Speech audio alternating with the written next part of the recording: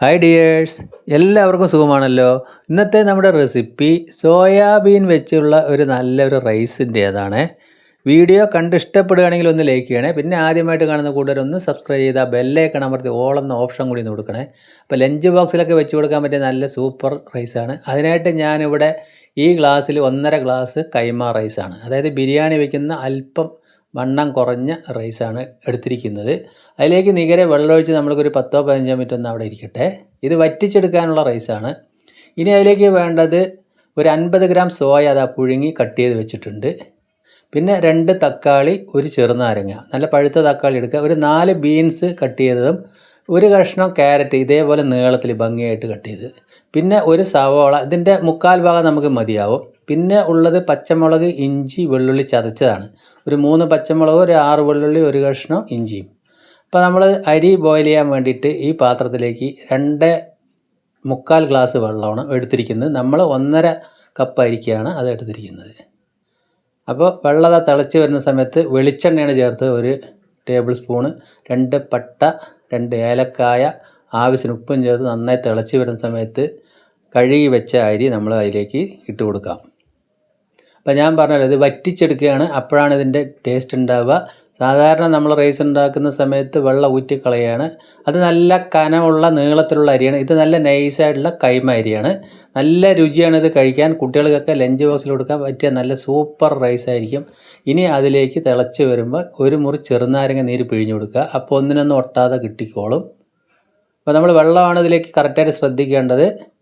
ഇപ്പം ഞാനിതിൽ നിന്ന് ഒരു 2 സ്പൂൺ അളവിൽ വെള്ളം അത് അതേമാതിരി മാറ്റി കൊടുക്കുന്നുണ്ട്. നമുക്ക് വേണമെങ്കിൽ അത് ഒഴിച്ചു കൊടുക്കാം.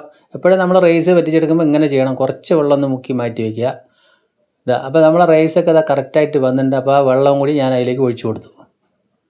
ഇപ്പോൾ അത് ഞാനൊന്ന് ലോ ഫ്ലെയിമിലാക്കിയിട്ടുണ്ട്. വെള്ളം ഏകദേശം വറ്റി വരാനായിട്ടുണ്ട്. അപ്പോൾ നമുക്ക് വീഡിയോയിൽ കാണുമ്പോൾ തന്നെ അറിയാൻ പറ്റും ഈ ഒരു വേവ് പാകത്തിനായിട്ടുണ്ട്. ഇനി നമ്മളതൊന്ന് അടച്ച് വെച്ചൊരു 10-15 മിനിറ്റ് ഇരിക്കട്ടെ. അപ്പോൾ കറക്റ്റായിട്ട് വെള്ളം മാറുന്ന് കിട്ടിക്കോളും.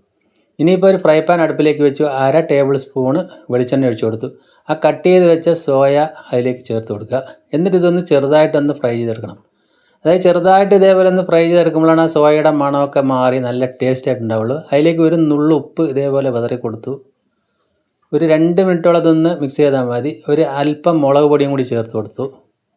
അപ്പോൾ നമ്മൾ ഈ സോയ എണ്ണയിൽ മുക്കിയും പൊരിക്കാം. ഞാനിപ്പോൾ ഇവിടെ എണ്ണ വളരെ കുറച്ചാണ് ഉപയോഗിക്കുന്നത്, അതായത് വെറും വെളിച്ചെണ്ണയാണ് അത് ഉപയോഗിക്കുന്നത്. ഇതേ കണ്ടീഷൻ ആകുന്ന സമയത്ത് ആ സോയ വേറെ ബൗളിലേക്ക് തന്നെ ഞാൻ മാറ്റി കൊടുത്തു. അതേ ഫ്രൈ പാനിലേക്ക് 1.5 ടേബിൾ സ്പൂൺ വെളിച്ചെണ്ണ.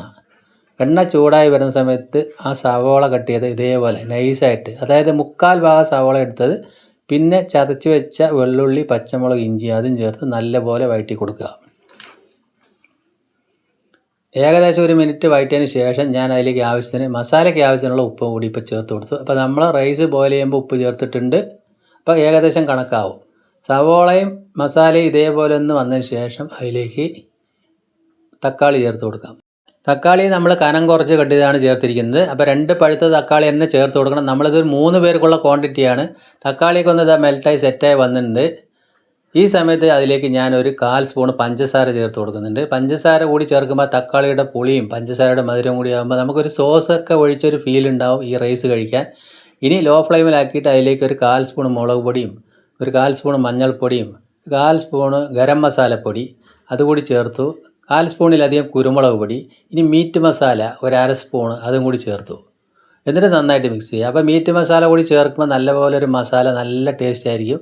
ഇനി അതിലേക്ക് കട്ട് ചെയ്ത് വെച്ച ക്യാരറ്റും ബീൻസും ചേർത്തു. ഒന്നുകൂടി ചെറുതായിട്ടൊന്ന് മിക്സ് ചെയ്തതിന് ശേഷം അതിലേക്ക് കുറച്ച് വെള്ളം ഒഴിച്ച് കൊടുക്കുക. ഏകദേശം ഒരു 1/4 ഗ്ലാസ് അളവിൽ വെള്ളം മതി. വെള്ളം ഒഴിച്ച് കൊടുത്തിട്ട് നമ്മളൊരു 3-4 മിനിറ്റ് ഒന്ന് അടച്ച് വെച്ച് വേവിക്കുക. ലോ ടു മീഡിയം ഫ്ലെയിമിലാക്കി വെക്കണം. നമ്മൾക്ക് അതൊക്കെ വെന്ത് വരുമ്പോഴേക്കും നമ്മൾ നേരത്തെ റൈസ് നോക്കാം. റൈസ് ഞാൻ തുറന്നു കൊടുക്കുന്ന സമയത്ത് നമ്മൾക്ക് വീഡിയോയിൽ കാണുമ്പോൾ തന്നെ അറിയാം, ഒന്നിനൊന്ന് തൊടാതെ നല്ല കറക്റ്റായിട്ട് വന്നിട്ടുണ്ട് അല്ലേ. ഈ ഒരു വേവ് പാകമായിട്ട് വന്നിട്ടുണ്ട്. അപ്പോൾ ഞാനിത് തുറന്നു നോക്കി 4 മിനിറ്റ് കഴിഞ്ഞ് മസാല ആ വെള്ളമൊക്കെ ഒന്ന് വറ്റിയിട്ടുണ്ട്. അപ്പോൾ ക്യാരറ്റൊന്നും അധികം വെന്തിട്ടൊന്നുമില്ല. ഒന്നുകൂടി ചെറുതായി വേവാൻ വേണ്ടി 1 സ്പൂൺ വെള്ളം, ഇപ്പോൾ ചൂടുവെള്ളമാണ് ഒഴിച്ച് കൊടുത്തിരിക്കുന്നത്. എന്നിട്ട് 1 മിനിറ്റോളം ഒന്നുകൂടി വേവിക്കുക.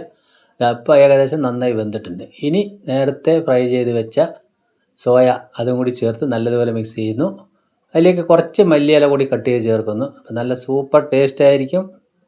എന്നതിന് ശേഷം ആ റൈസ് അതിലേക്ക് ഇട്ട് നല്ലതുപോലെ ഒന്ന് മിക്സ് ചെയ്താൽ അടിപൊളി സോയാ ചങ്ക്സ് ബിരിയാണി തന്നെ പറയാം ഇവിടെ റെഡി ആയിട്ടുണ്ട്. നല്ലതുപോലെ മിക്സ് ചെയ്ത് കൊടുക്കുക. അപ്പോൾ രാവിലെ നമ്മൾക്ക് പണി എളുപ്പമാകാൻ വേണ്ടി തലേ ദിവസം ഈ ബീൻസും ക്യാരറ്റൊക്കെ ഒന്ന് കട്ട് ചെയ്ത് സോയ ബോയിൽ ചെയ്ത് വെച്ചാൽ രാവിലെ തന്നെ പണി പെട്ടെന്ന് കഴിയും. അപ്പോൾ കുട്ടികൾക്കൊക്കെ ലഞ്ച് ബോക്സിൽ കൊടുക്കാൻ പറ്റും.